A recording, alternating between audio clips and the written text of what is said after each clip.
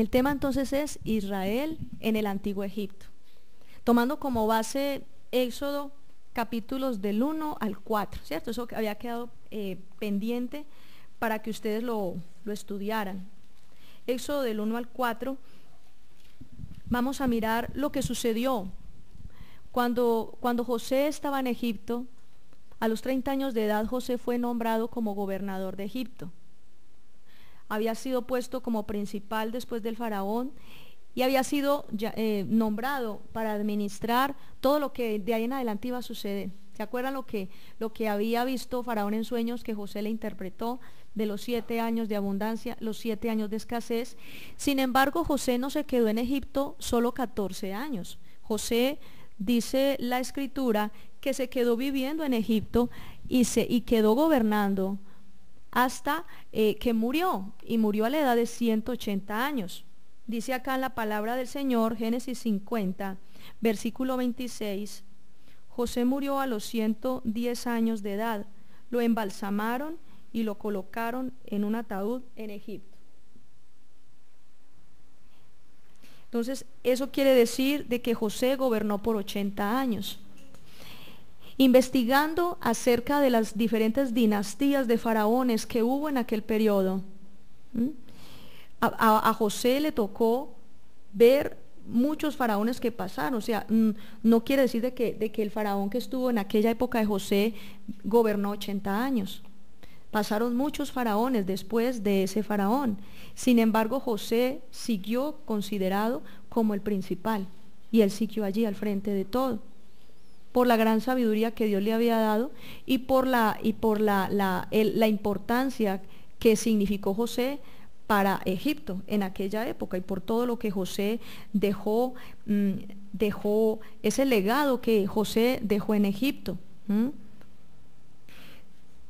Mirando en las diferentes dinastías, ahora vamos a mirar cronológicamente una fecha estimada. Todo es estimado porque los hallazgos arqueológicos, al encontrar una momia, le ponen a esa momia sobre la base del estudio del ADN, sobre la base de la estructura ósea, de la edad, de los diferentes minerales que encuentran en las tumbas, precisan, pero es un cálculo estimado.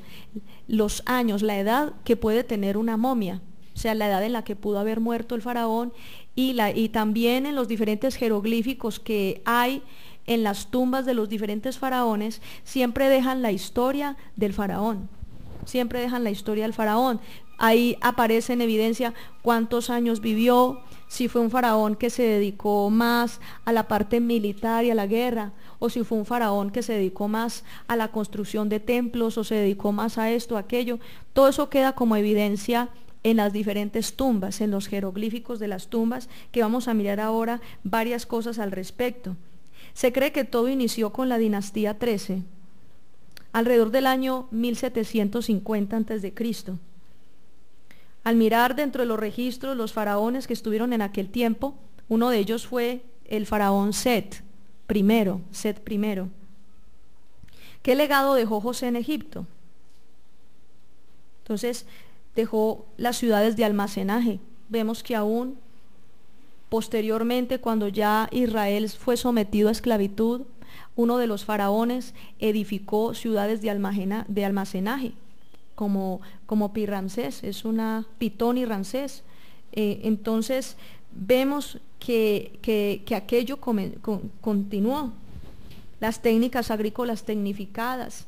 Se habla, por ejemplo, en el delta del Nilo, de todo lo que hicieron los egipcios, de su gran conocimiento de la agricultura, pero en realidad fue toda esa sabiduría que Dios le dio a José para administrar. Pasemos allí allí vemos entonces las diferentes dinastías. Los que están con letra roja son los nombres de los faraones que considero podrían acercarse a ser los faraones que participaron, que fueron importantes dentro de esta historia de Israel en el paso por Egipto. Vemos a Set I, que seguramente es el que le entregó a José su anillo y lo nombró como gobernador. la dinastía 14 posteriormente, en los descubrimientos arqueológicos, han descubierto, les llaman los Ixos. Los arqueólogos dicen que entre el año 1700 y 1650 a.C., en ese periodo, se levantó una dinastía de gobernadores y faraones de origen asiático, de origen cananeo. Y dentro de ellos hay evidencias de escrituras en diferentes tumbas que aducen precisamente a israelitas, a hebreos. O sea, los arqueólogos encontraron eso. Quiere decir que esto confirma mucho más que la palabra de Dios es verdad y que lo que se habló de Israel por el paso por Egipto es cierto.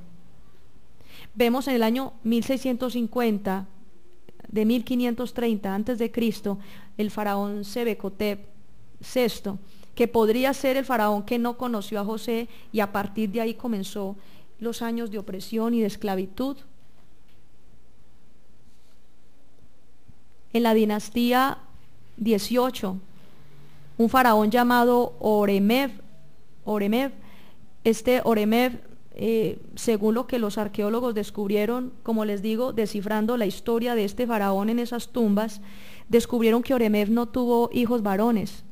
Tuvo una hija que fue muy importante, llamada Tanet Yemi.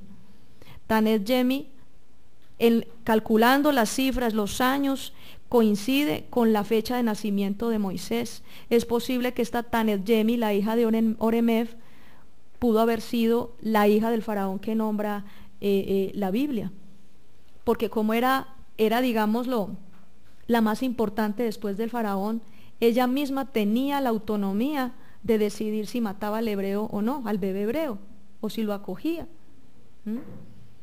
Luego Tanet Yemi se casó con Seti I.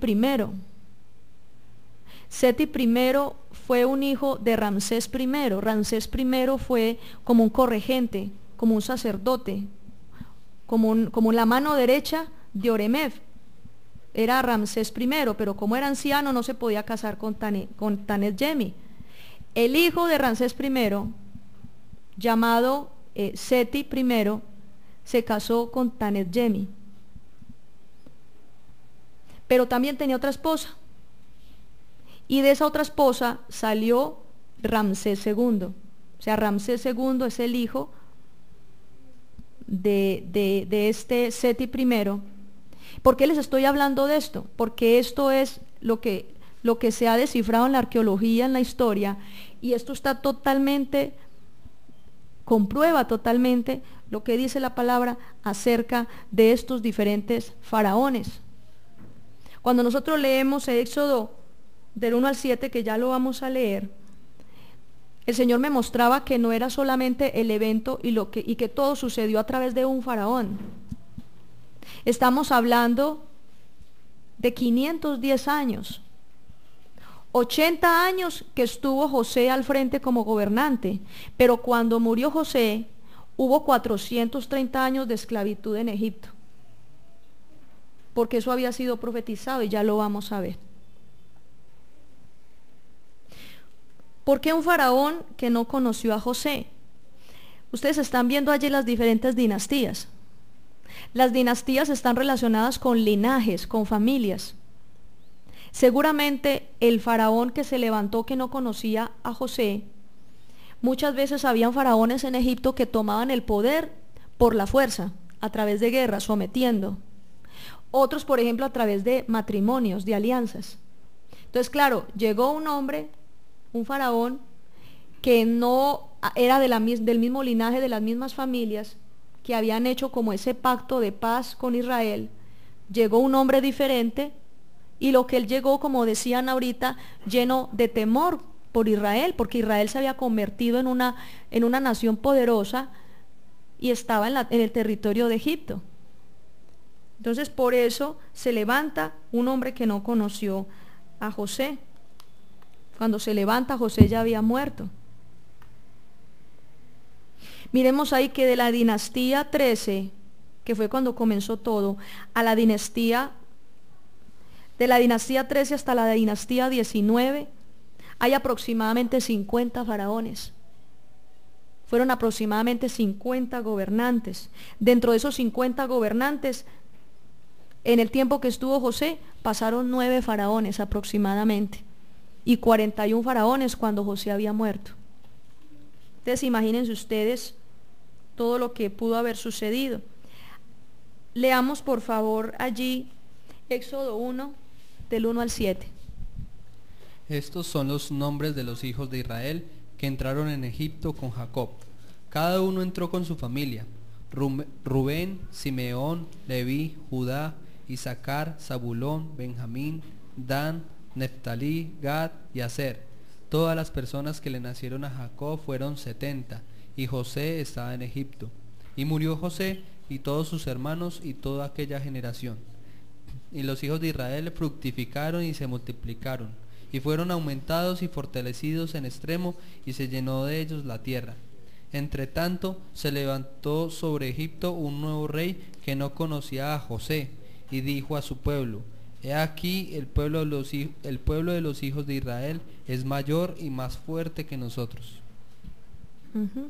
Se levantó entonces este faraón, aproximadamente en la dinastía, se cree que en la dinastía 15, según los cálculos de fechas, son fechas aproximadas, pero uno de ellos pudo haber sido un faraón de la dinastía 15, como les estaba diciendo ahora. Se levantó, no conocía a José, ni sabía nada del pacto con Israel.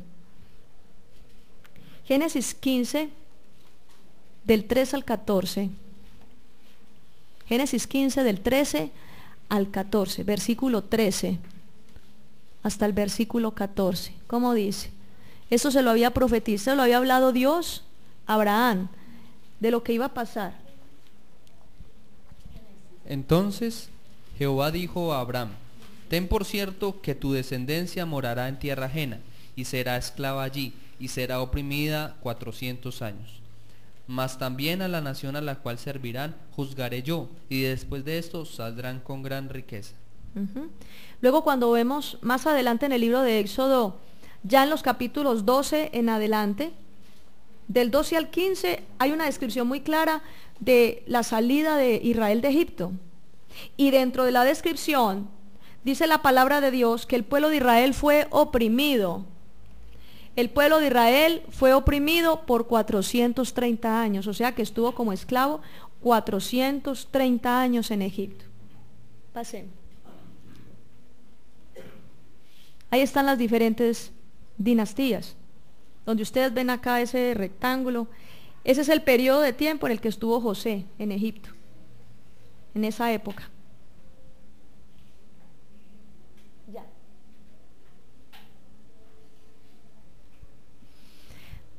Este es un mapa antiguo de Egipto. Ustedes ven acá esta circunferencia, esta zona acá. Esta era la zona que conformaba lo que dice la palabra la tierra de Gosén.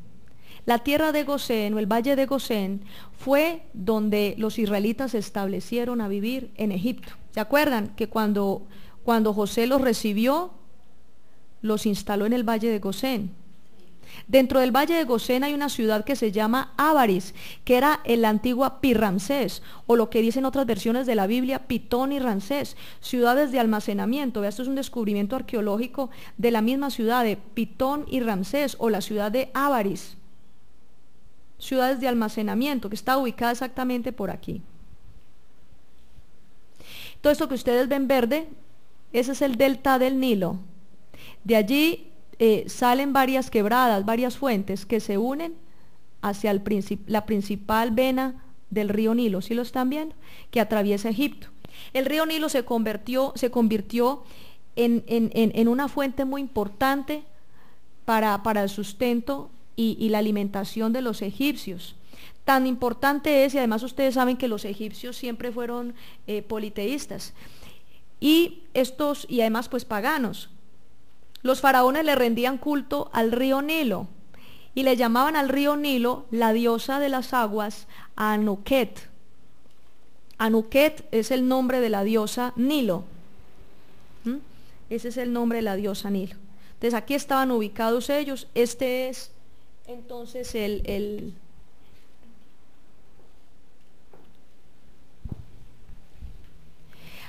Acá vemos otra vez el mapa de Egipto. Miren este personaje que está aquí sentado. Aquí aparecen como una contabilidad, como unas cuentas y esta persona dirigiendo. Aquí están almacenando trigo. Mire, esto es puro trigo y cebada. ¿Sí ve? Y aquí, estos son puros almacenamientos. Yo quise traerles esto lo encontraron en una tumba de Egipto. Yo podría decir, sin temor a equivocarme, que hicieron esto en referencia a José. Haga de cuenta, José aquí administrando toda la recolección de las cosechas y el almacenamiento, ¿sí lo ven? Ahí está. Aquí habla pues de cómo se recogen aquí está como, esto habla como del sustento, de los medios de transporte, la pesca del río Nilo, se alimentaban también de patos, de aves, bueno.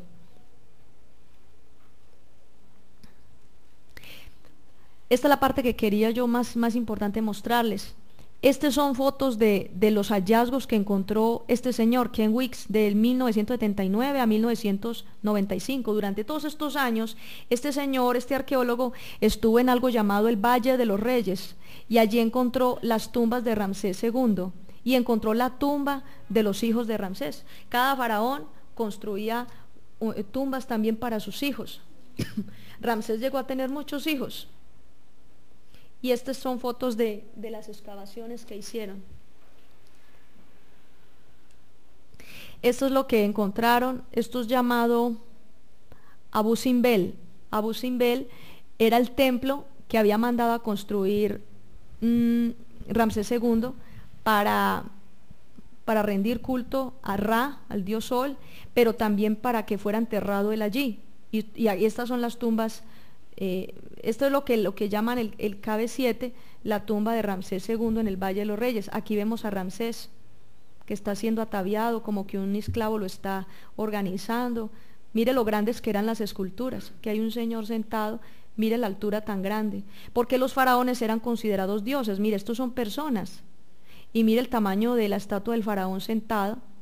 Este seguramente es Ramsés II, y esta es la esposa de Ramsés, creo que se llama Nefertari. Y mire el tamaño tan grande de estas esculturas. Vea, estos son columnas donde está descrita toda la historia durante el gobierno de Ramsés II. El hijo primogénito de Ramsés II se llamó Amenhotep. Este hijo primogénito, este es un grabado en la tumba de él, del primogénito. Los mismos arqueólogos no han podido descubrir la causa por la cual murió el primogénito de Ramsés II, pero la Biblia nos explica cuál es la causa. ¿Recuerdan cuál es la causa? ¿Cuál es? El juicio de Dios. El juicio de Dios. Lo que pasa es que la ciencia no lo quiere reconocer y simplemente dicen, ay, que murió en extrañas circunstancias. No, ¿cuáles extrañas? Lo mató Jehová, punto. Dios juzgó a los egipcios. Esa es la realidad. En Éxodo 12, 19, por favor, ¿me lo podría leer allí? 12, 29. Y aconteció que a medianoche Jehová hirió a todo primogénito en la tierra de Egipto, desde el primogénito de Faraón que se sentaba sobre su trono, hasta el primogénito del cautivo que estaba en la cárcel, y todo primogénito de los animales. Bueno, la ciencia y los arqueólogos, muchos científicos niegan que lo del Éxodo fue verdad, de que murió el primogénito de Faraón, que eso es mentira. Que porque cuando murió el primogénito del Faraón, ya estaba grande. Por ejemplo, manifiesta que este hombre, mire, es un guerrero. Aquí se le ve ya tomando parte de la guerra y los asuntos del reino, porque Ramsés ya estaba anciano. Ramsés era contemporáneo, Ramsés II era contemporáneo de Moisés, y Moisés tenía 80 años. Entonces imagínense, ya estaba anciano, entonces el hijo ya estaba empezando a participar de los asuntos del reino. En Éxodo 12, 29 dice muy claro, y que Jehová trajo juicio sobre el primogénito del faraón que estaba sentado en el trono. No dice que era un bebé, porque es que los científicos para decir que esto no es cierto, dicen que la Biblia dice que el primogénito de faraón era un bebé. Entonces por eso por eso quieren anular, quieren invalidar lo que dice la palabra. Pero la escritura es muy clara. La palabra de Dios no dice que estaba en la cuna. ¿Era dónde? En el trono. Estaba ya sentado, ya estaba gobernando. Es más, en las investigaciones hay unos rollos donde está escrita la historia de cada uno de los hijos, pero dentro de estos rollos que encontraron llamados cartuchos, aparece que este primogénito era el jefe de la guardia, era el capitán o el general del ejército, o sea, era el que manejaba los ejércitos de Ramsés II. Entonces sí es cierto que él murió dentro de todo ese juicio que trajo el Señor, sino que quería mostrarles, porque es que sí es cierto que existió un primogénito, y sí es cierto definitivamente que ese primogénito murió por el juicio de Dios. Tenía alrededor de 25 a 30 años de edad este muchacho, cuando Dios lo hirió.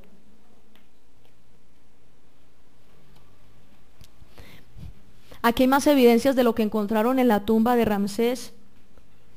Mire, por ejemplo, esto yo lo quise traer a relación, porque es muy tremendo lo que se ve, las aguas. Si uno ve que muchos caballos, muchos carros y caballos, parece como que se van hundiendo en las aguas. Eso, por ejemplo, a mí me recuerda mucho, es lo que pasó en el Mar Rojo. Lo que pasa es que los científicos, nadie habla de eso. En ninguna de las excavaciones, por ningún lado, nadie habla de eso. Hasta los mismos egipcios quieren mantener esto en lo oculto, precisamente porque no quieren reconocer la vergüenza que el Dios de los israelitas dejó en vergüenza a Faraón y a su ejército. Ojo que Faraón no murió en el Mar Rojo, Faraón no quedó enterrado bajo las aguas del Mar Rojo, Faraón estaba al otro lado. Y el primogénito de Faraón había muerto antes de que Israel saliera, lo cual indica que hubo un segundo que estaba al mando del ejército que fue a perseguirlos. Ese sí quedó ahí enterrado. Ramsés II tuvo tantos hijos y es probable que uno de ellos haya muerto también ahogado, porque cuando el primogénito muere, entonces tienden a echarle mano al que sigue. Aquí está entonces Ramsés II.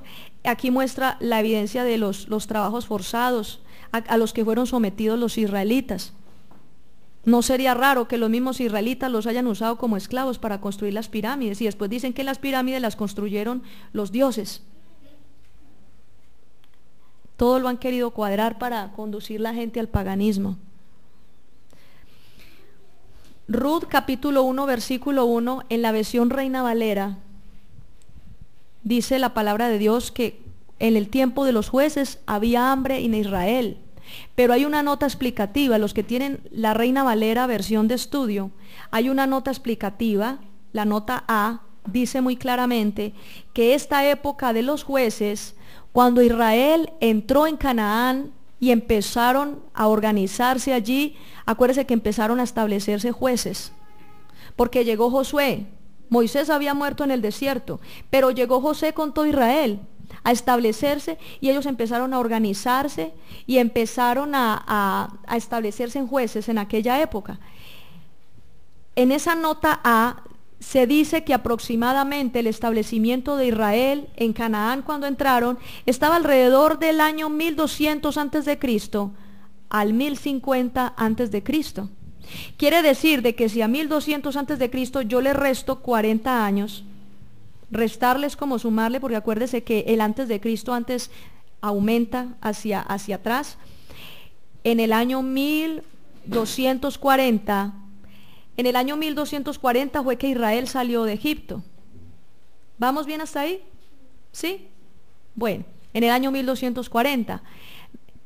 Como Moisés estuvo en Madián, vamos a Hechos capítulo 7, versículos del 18 al 38.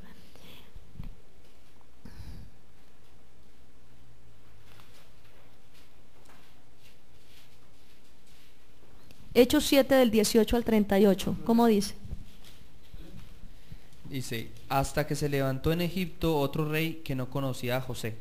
Este rey, usando de astucia con nuestro pueblo, maltrató a nuestros padres, a fin de que expusiesen a la muerte a sus hijos, para que no se propagasen. En aquel tiempo nació Moisés, y fue agradable a Dios, y fue criado 3 meses en casa de su padre. Pero siendo expuesto a la muerte, la hija de Faraón le recogió y le crió como a hijo suyo. Y fue enseñado Moisés en toda la sabiduría de los egipcios, y era poderoso en sus palabras y obras. Cuando hubo cumplido la edad de 40 años, le vino al corazón el visitar a sus hermanos, los hijos de Israel. Y al ver a uno que era maltratado, lo defendió, e hiriendo al egipcio, vengó al oprimido. Pero él pensaba que sus hermanos comprendían que Dios les daría libertad por mano suya, mas ellos no lo habían entendido así. Y al día siguiente se presentó a uno de ellos que reñían, y los ponía en paz, diciendo: varones, hermanos sois, ¿por qué os maltratáis el uno al otro? Entonces el que maltrataba a su prójimo le rechazó, diciendo: ¿quién te ha puesto por gobernante y juez sobre nosotros? ¿Quieres tú matarme como mataste ayer al egipcio? Al oír esta palabra, Moisés huyó y vivió como extranjero en tierra de Madián, donde engendró 2 hijos. Pasados 40 años, un ángel se le apareció en el desierto del monte Sinaí, en la llama de fuego de una zarza. Entonces Moisés, mirando, se maravilló de la visión, y acercándose para observar, vino a él la voz del Señor: yo soy el Dios de tus padres, el Dios de Abraham, el Dios de Isaac y el Dios de Jacob. Y Moisés, temblando, no se atrevía a mirar, y le dijo al Señor: quita el calzado de tus pies, porque el lugar en que estás es tierra santa. Amén, hasta ahí. Entonces vemos ahí la palabra de Dios, que Moisés estuvo en Egipto desde que nació 40 años. A los 40 años salió hacia Madián. En Madián estuvo ¿cuánto tiempo? 40 años. Y después, o sea que ya tiene 80. Y después regresó a Egipto para sacar al pueblo de Israel. ¿Cuántos años tenía cuando regresó a Egipto? 80. Salió con ellos de Egipto y estuvo en el desierto 40 años. Y al cabo de los 40 murió, o sea que murió de 120. 120 años murió. Entonces mire que eso nos ayuda mucho para poder determinar todo el desarrollo cronológico de lo que estamos hablando. Más o menos esta es la fecha estimada. En el año 1320 pudo haber sido la época en la que Moisés nació en Egipto. Por eso les decía yo que en esa época el que estaba como faraón era Orenheb. Y ese faraón tenía precisamente, no tenía hijos varones, sino una hija mujer que era muy importante en Egipto. Entonces por eso es muy probable, porque yo al investigar la vida de los otros faraones, todos tenían varones y etcétera, etcétera, y mujeres obviamente también, pero no había esa característica, no había esa característica. Ahora, fueron 430 años, como dice en el libro de Éxodo, 430 años que estuvieron esclavos. Y salieron de Israel salió de Egipto en el año 1240. Si le sumo 430 años de esclavitud, me da la fecha de 1650 antes de Cristo. ¿Vamos bien hasta ahí? ¿Sí? ¿Por qué? Porque en el año 1240 salieron de Egipto por las cuentas que hicimos. Acuérdense, el libro de Jueces, me regreso. 1640 comenzó la esclavitud. 1650. A 1650 le sumo 80 años de gobierno de José en Egipto, me da más o menos aproximadamente en el año 1750 antes de Cristo fue que José llegó a presentarse ante el faraón. Entonces por eso les hablaba de ese faraón Set I, que en esta época estaba como faraón de Egipto. Igual esos son cifras estimadas y son cálculos que hicieron en arqueología, eso no es totalmente exacto, pero creo que podría ser una base. ¿Por qué me interesa tanto mostrarles esto y las excavaciones y los hallazgos? Porque yo quiero que los jovencitos que están aquí, que están en el colegio, que ven filosofía, que ven historia, antes de que el famoso profesor les diga que Dios no existe, ustedes les pueden mostrar al profesor, qué pena profesor, pero si vamos a hablar de hallazgos arqueológicos, en más lo que la ciencia confirma de que lo que dice la Biblia es cierto. Entonces, es cierto que sí existió Israel que estuvo en Egipto, y si es cierto que José fue gobernador de Egipto, si es cierto que hubo los diferentes faraones que estuvieron bajo la asesoría de José. José era un asesor en Egipto y fue gobernador, porque aún los mismos arqueólogos descubrieron evidencias en las tumbas de ciertos hombres que no eran egipcios, pero que eran tratados con gran honor. Le llamaron los Ixos, o sea, extranjeros. Ixos significa en Egipto, esa palabra Ixos significa extranjeros, gente que no era egipcia. Y venían del cercano oriente. ¿Qué era el cercano oriente? El cercano oriente venía los cananeos, o sea, de Israel, de Jordania, de Siria, venían de diferentes lugares, pero las inscripciones que han encontrado han sido principalmente hebreas, o sea, de israelitas. Entonces, definitivamente, repita conmigo, aún la ciencia confirma que la palabra de Dios es real. Bueno, entonces seguimos aquí en el estudio. Quería mostrarles esto primero, este recuento histórico, para que ustedes se den cuenta acerca de eso. Hablemos acerca de las estrategias que tuvieron los faraones cuando Israel empezó a crecerse, a prosperar. Ya José se había muerto, entonces José representaba para Israel como un protector frente a Egipto. O sea, José era un protector para Egipto. O sea, mientras José estaba vivo, ningún faraón se atrevía a hacerle daño a Egipto. ¿Por qué? Porque había un convenio, había una alianza, había un acuerdo. Y por agradecimiento, todas las familias y linajes de las diferentes dinastías están agradecidos con José, porque gracias a que José administró también los asuntos de la agricultura y todo lo que veíamos, Egipto tuvo el periodo de mayor florecimiento durante la época que estuvo José. Entonces, por eso los faraones no lo tocaron ni se metieron con Israel. Pero ¿qué sucedió? Leamos por favor el versículo, Éxodo 1, versículo del 8 al 22. Entre tanto se levantó sobre Egipto un nuevo rey que no conocía a José, y dijo a su pueblo: He aquí el pueblo de los hijos de Israel es mayor y más fuerte que nosotros. Ahora pues seamos sabios para con él, para que no se multiplique, y acontezca que viniendo guerra, él también se una a nuestros enemigos y pelee contra nosotros, y se vaya de la tierra. Entonces pusieron sobre ellos comisarios de tributos que los molestasen con sus cargas, y edificaron para Faraón las ciudades de almacenaje, Pitón y Ramsés.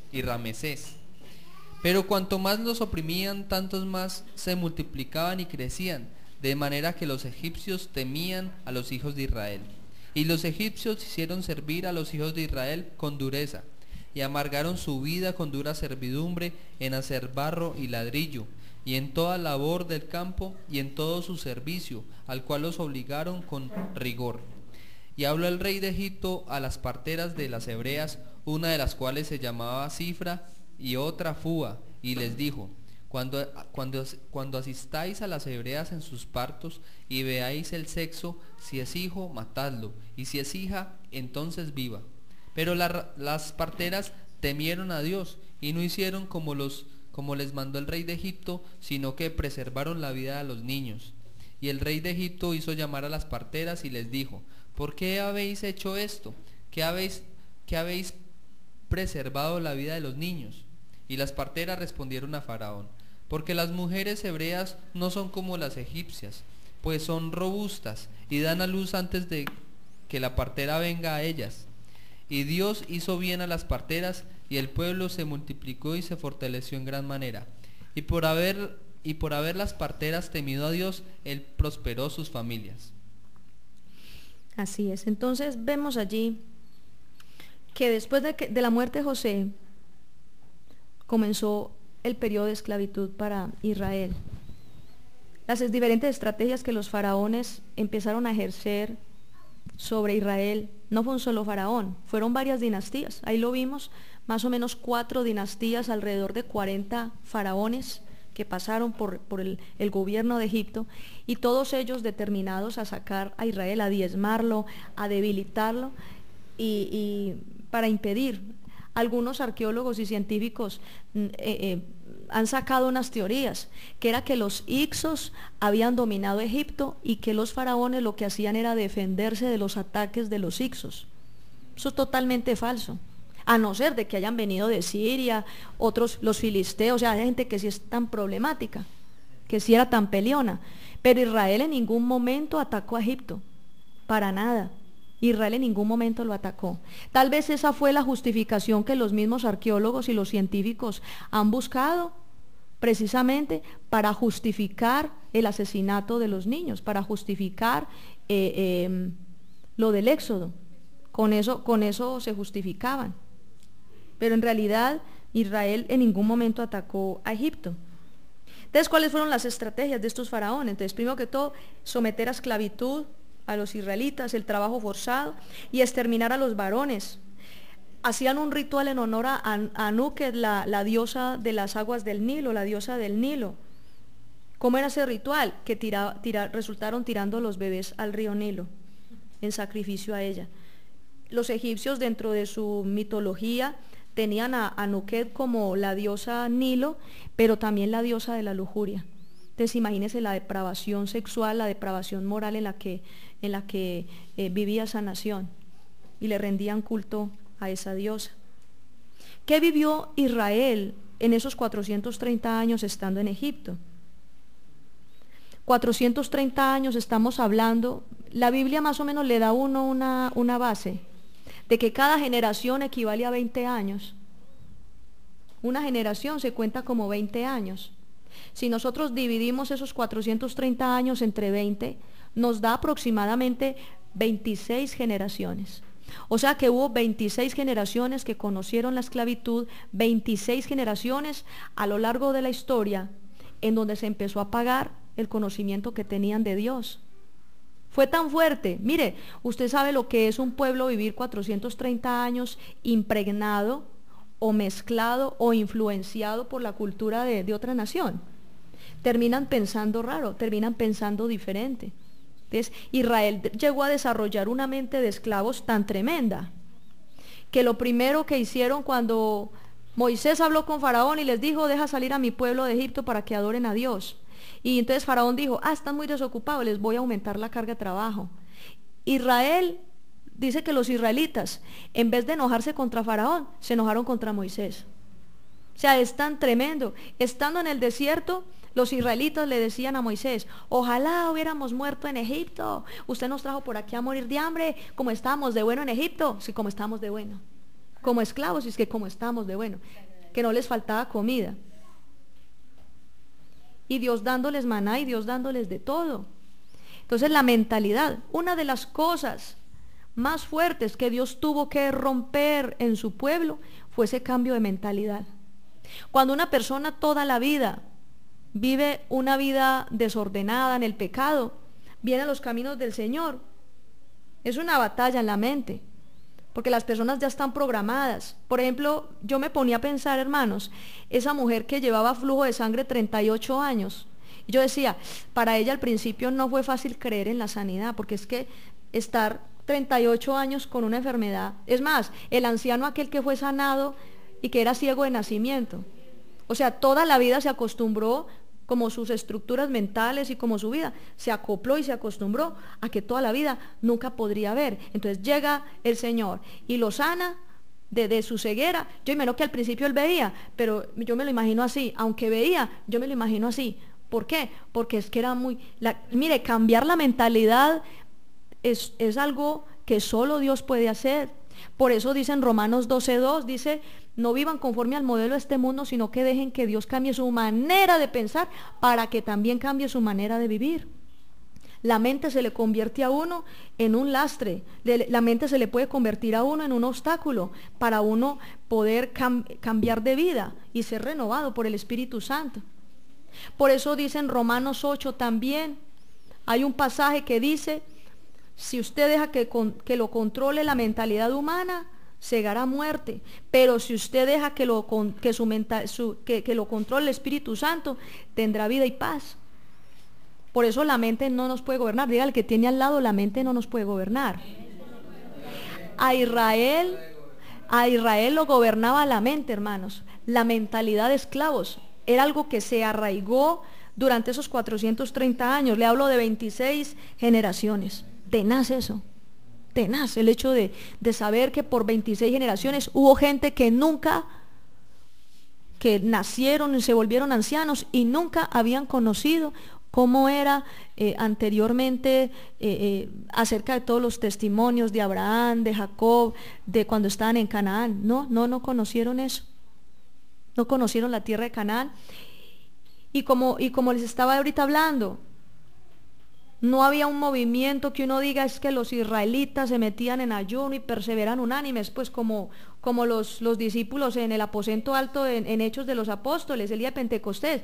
No, yo me imagino la fe de Israel apagada y bien tibiecitos, tirando a fríos.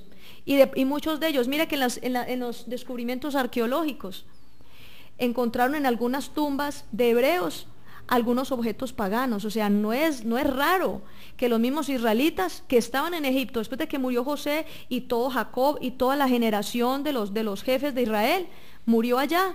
La gente que se levantó empezaron a asumir la religión de los egipcios. Toda esa influencia cultural, es que fueron 430 años recibiendo impartición religiosa, recibiendo influencia cultural, recibiendo menosprecio y maltrato. Yo no sé si ustedes han visto, pero yo como pastora, cuando una persona viene a la iglesia y toda la vida ha sido menospreciado, a veces no es fácil que esa persona le crea a Dios y que deje de pensar que es un fracasado. Solo el poder de Dios puede romper esa mentalidad, porque es una mentalidad de fracaso, una mentalidad de pequeñez y de inferioridad. Y eso es lo que Dios tiene que entrar a romper. O sea, eso es un combate bravo con la mente. Toda la vida creyendo que no sirve para nada y llegar a la iglesia y Dios te dice, tú eres de gran valor y de gran estima ante mis ojos. Eso es un choque total porque eso va totalmente en contra de lo que la mente creía. ¿Sí ve? Entonces, eso es lo que hace Dios en nosotros. Dios lo que hace es removernos, reprogramar nuestra manera de pensar. Eso es lo que hace Dios. Pero si una persona es rebelde y si una persona sigue ¿cómo se le dice? Empecinada en algo, pues ahí Dios ya no puede obligarlo a uno, porque Él no puede ir más allá de lo que nosotros permitamos, ¿sí ve? O sea que el cambio de mente en usted depende de qué tanto usted se rinda a Dios y empieza a reprogramar, a aceptar como esa regeneración que hace Dios de su mente. Dios lo que hace es regenerar la mente de nosotros y empezar a llevarnos a pensar diferente. Diga al que tiene al lado, Dios renueva nuestra mente. Había mucha dificultad para dejar esa mentalidad de esclavos. Perdieron su identidad en esos 430 años. Perdieron su identidad, pues tanto la perdieron que preferían ser esclavos a ser hijos de Dios y salir a la tierra que fluye leche y miel. ¿Cómo les parece? Preferían estar allá. No tenían un conocimiento de Dios. No conocían, porque dice, bueno, ¿y a usted qué Dios lo mandó? Porque habían muchos dioses. Porque Dios se tuvo que presentar como, dice, yo soy Jehová, el Dios de Abraham, Isaac y Jacob. Y ahora me conocerán, mi pueblo me conocerá como nunca me ha conocido, porque Él se tiene que presentar de una manera tan detallada. Porque Él es Dios con D mayúscula. Pero ¿por qué tenía que decir el nombre? Jehová. Porque es que había muchos dioses. Entonces si llegaba Moisés y decía, es que Dios me mandó, ellos dirán, será Anuque, será Ra, será Apis. ¿Sí me entiende? ¿Por qué? Porque es que en Egipto todos esos eran dioses.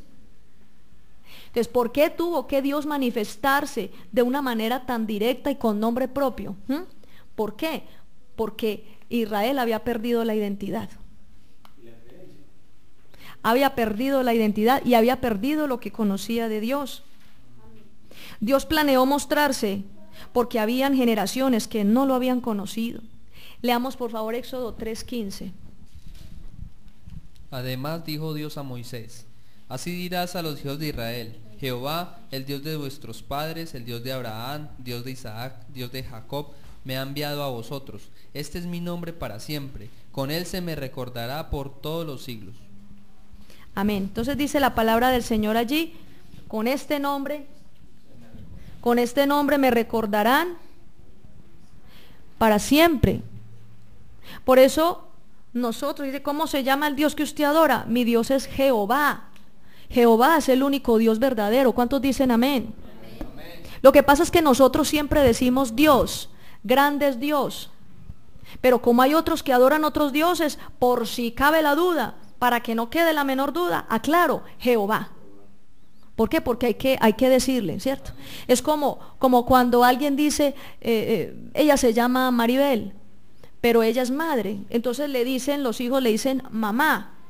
Dice, ay, sí, yo puedo decir, mi mamá tal cosa. Dice, sí, mamá tal cosa. Pero parece que habláramos de la misma mamá. No, porque es que las madres tienen nombre propio. Entonces llamar con nombre propio es una manera de diferenciar las cosas. Amén. Hablemos entonces también de Moisés, para terminar.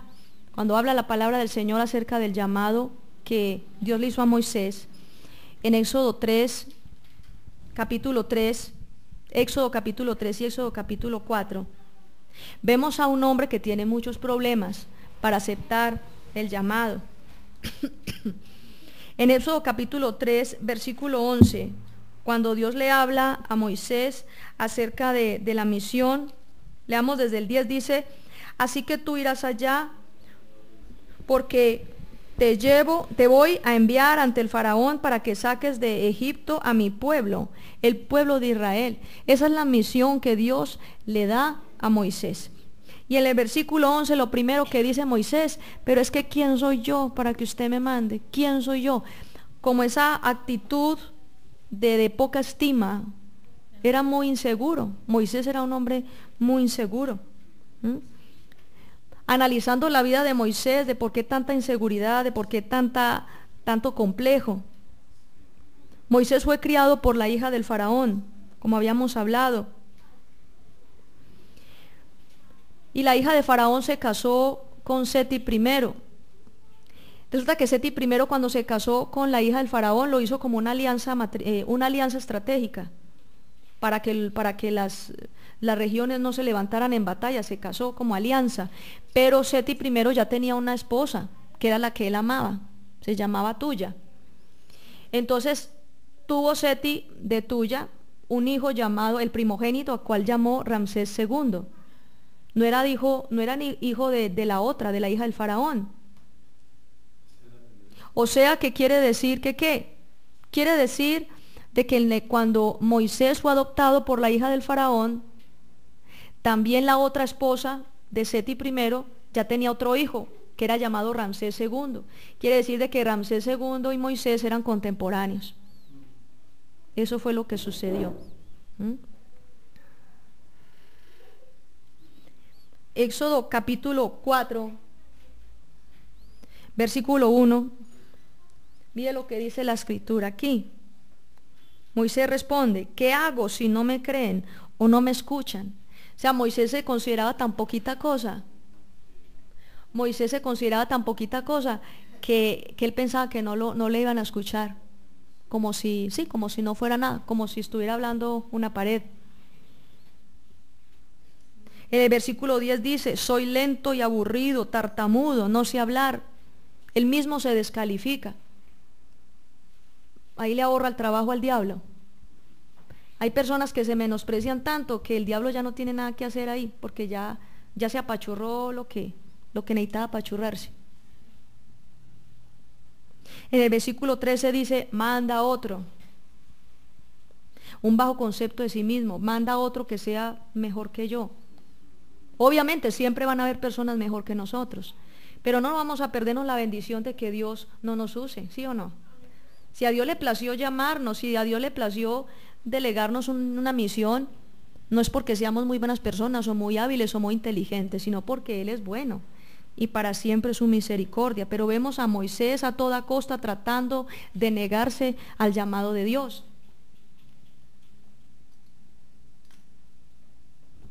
Esa negación al llamado tiene que ver con los problemas personales que tenía Moisés.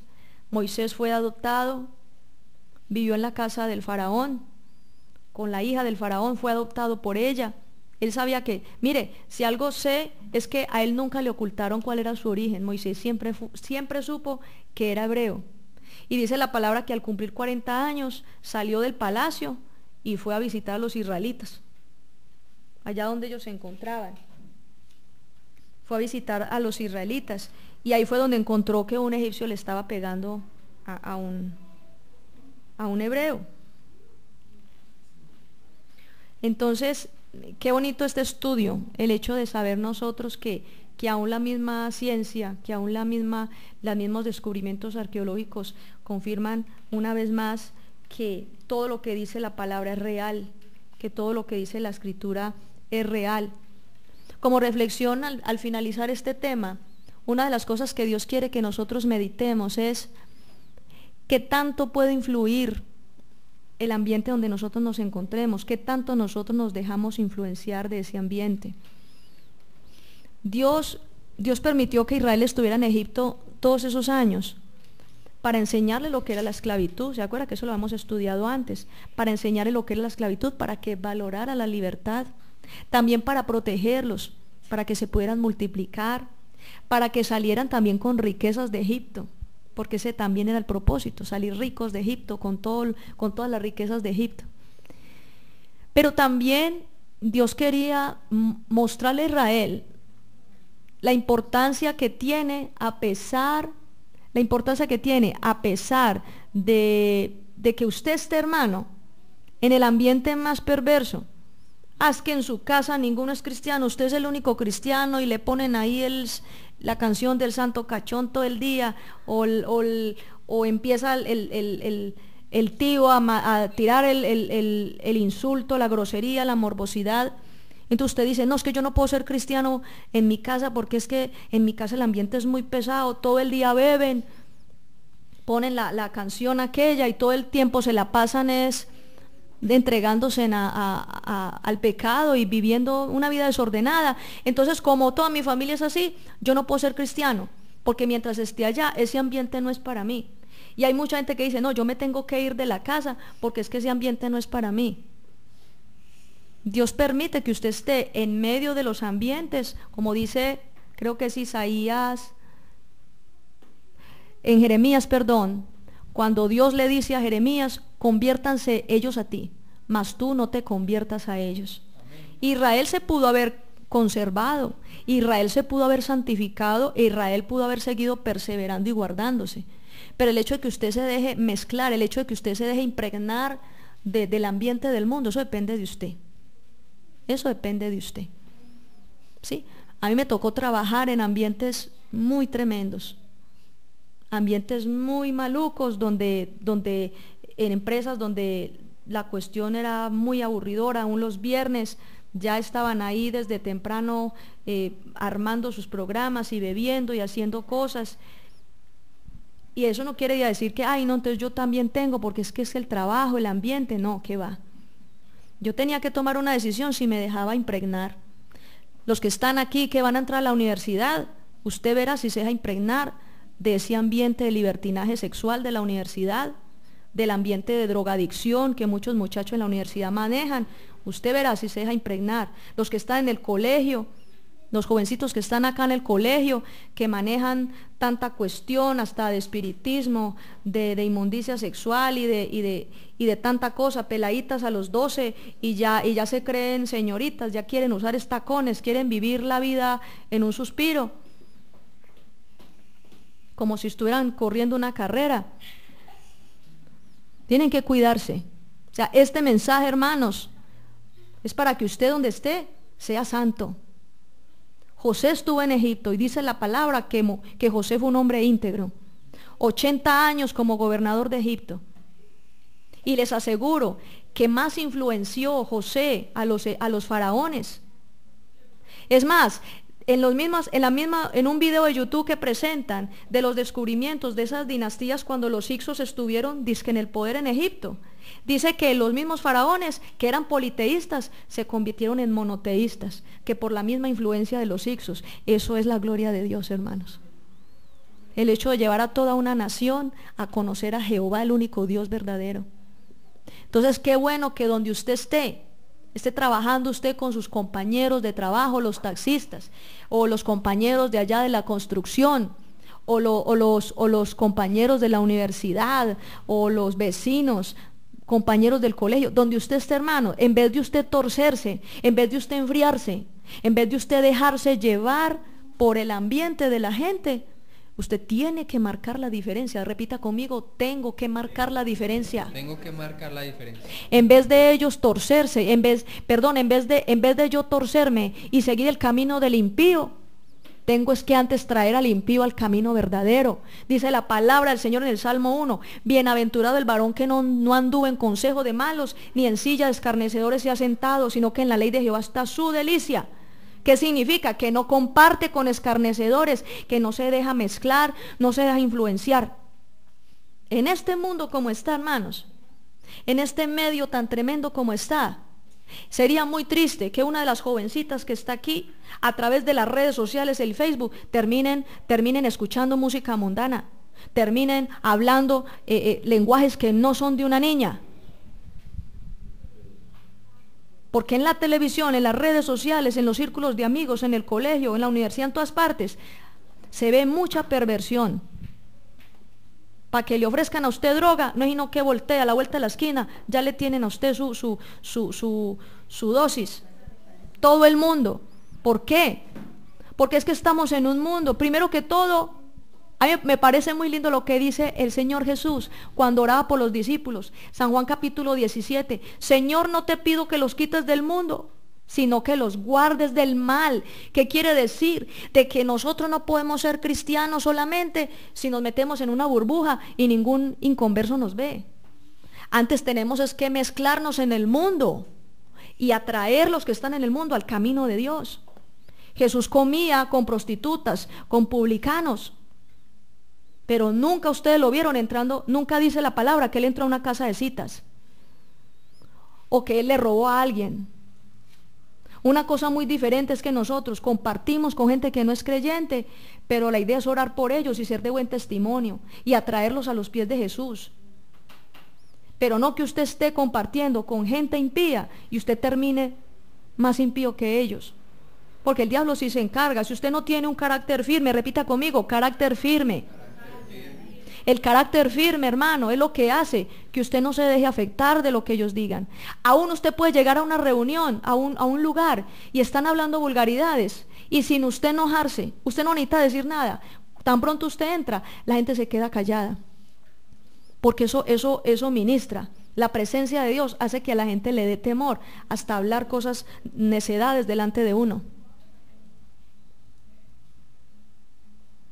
El mismo respeto, usted lleno del Espíritu Santo, usted llena el Espíritu Santo, llega a un lugar y en vez de que la gente empiece a atosigarlo y a jalarlo para el mundo, antes el poder de Dios es tan grande que la gente empieza a ser tocada y transformada. Por eso los miembros de nuestra familia empiezan a venir a la iglesia, porque es que los primeros que se deben convertir son nuestros familiares.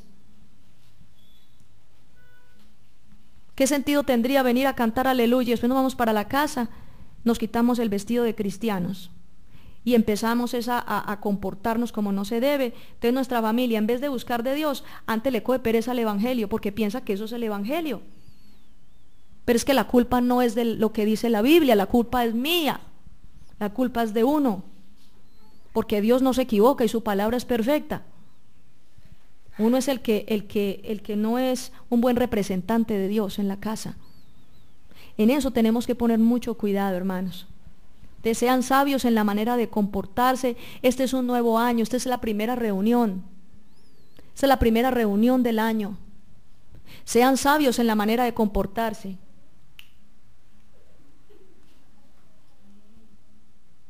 Ahora llega el tiempo en que empieza la jornada escolar. Ahora llega el tiempo en que empieza la jornada escolar, empieza el estudio en la universidad. Muchos retoman muchas cosas, aún gente que estaba en vacaciones, hermanos. y retoman el trabajo. Piensen muy bien, como dice la escritura en 2 de Pedro 3. Miren muy bien la clase de persona que deben ser. Piensen muy bien cómo se comportan. Piensen muy bien cómo se están relacionando con la gente del mundo. Esta enseñanza de Éxodo es algo que nos debe quedar de reflexión. Cuando estuvo un hombre recto e íntegro al frente gobernando, dice la palabra que Israel prosperaba. Pero tan pronto murió este hombre, dice la palabra del Señor que Israel empezó a estar bajo esclavitud. ¿Sabe por qué?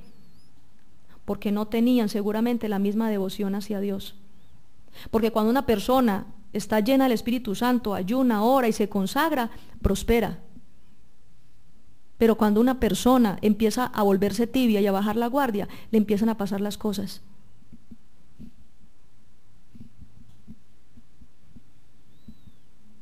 Vamos a hacer una oración al Señor. Y vamos a pedirle con todo el corazón que este año sea un año diferente. Que para ti este sea un año diferente. Amén. Para ustedes sea un año distinto. Vamos a orar entonces.